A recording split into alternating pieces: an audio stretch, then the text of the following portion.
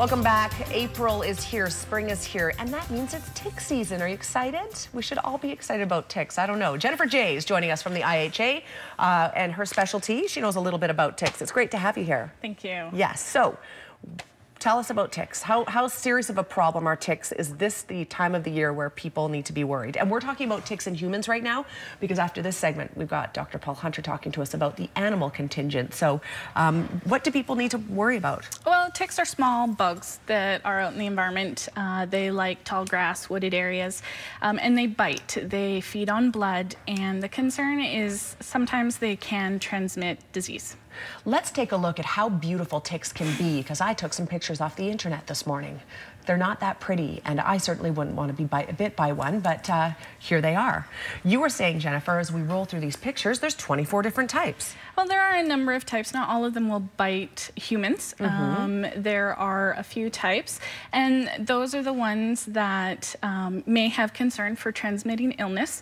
But the way to protect yourself against them is, once you're outside and you come back in, is to check yourself for ticks. Check your skin, any folds in your skin, in your hair, and remove them right away. Is this after they've been sucking on your blood? They seem really... Looks like right? it, yeah. Kind of gross. Yeah. What are the symptoms if you've been bit? How would you feel?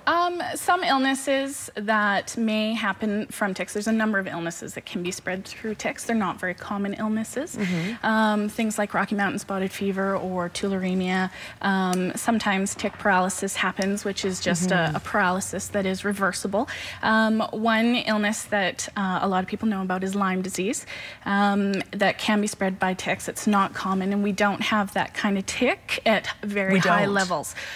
Very low levels throughout interior health. It's uncommon. It's more common in the Vancouver coastal area. So anyone who travels should also be aware of what those kinds of symptoms can be, which would include a fever, headache, muscle aches and pains, and sometimes a rash that can show up around the site of the bite and look like a bullseye.